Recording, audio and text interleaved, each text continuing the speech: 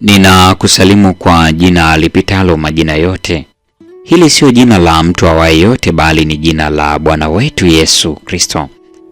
Ninakualika katika mfululizo wa masomo ya mwongozo wa kujifunza Biblia, robo ya kwanza, mwaka wa 2026. Hili ni somo la 6, somo linalosema kumtumainia Kristo pekee. Na leo ni Februari 5, siku ya Alhamis. Mada ya leo ina kichwa kinachosema jambo moja tu, kumjua Kristo. Somo wa Filipi sura ile ya 3 aya 10 hadi 16. Yapi ni baadhi ya hoja muhimu anazotoa Paulo katika kifungu hiki? Kwa hakika hakuna jambo muhimu zaidi kuliko kumjua Kristo, linalohakikisha hatimaye kwamba atatujua na kutukiri mbele ya Baba. Tazama Mathayo 7:21 hadi 23, Mathayo 10:32 na 33. Tunamjuaje? Kwa njia ya neno lake lililoandikwa, kulisoma na kuliishi.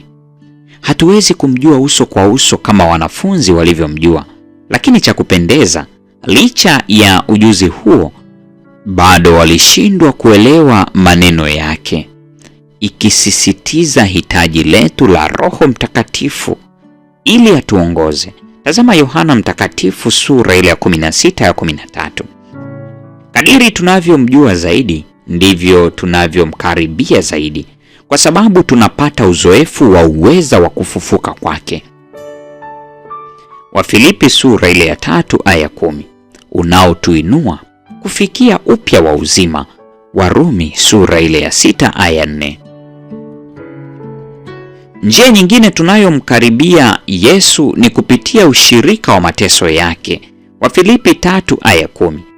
Kila jaribu linalokabiliwa, kila uzoefu mchungu uliovumiliwa unatusaidia kujua na kuthamini zaidi kile Yesu alichopitia kwa ajili yetu. Pia kumwelewa yeye na mapenzi yake kwa wazi zaidi. Njia ya 3 tunayomkaribia ni kwa kukaza mwendo, kuifikiria mede. Wafilipi sura ile ya 3 ya 14. Mede hiyo ni nini? Inatafsiri neno lililotumika hapa tu katika Agano Jipya, skopos. Inarejelea mstari wa kumalizia mbio na zawadi inayotolewa kwa mshindi.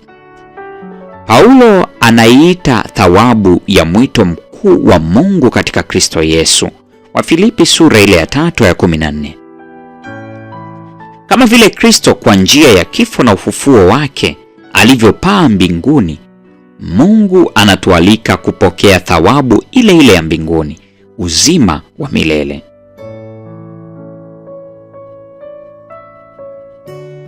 Ni dhahiri bado hatujafikia hilo. Hatutakamilishwa katika maana kamili hadi mwili wetu wa unyonge ubadilishwe upate kufanana na mwili wake wa utukufu. Wafilipi 3:21.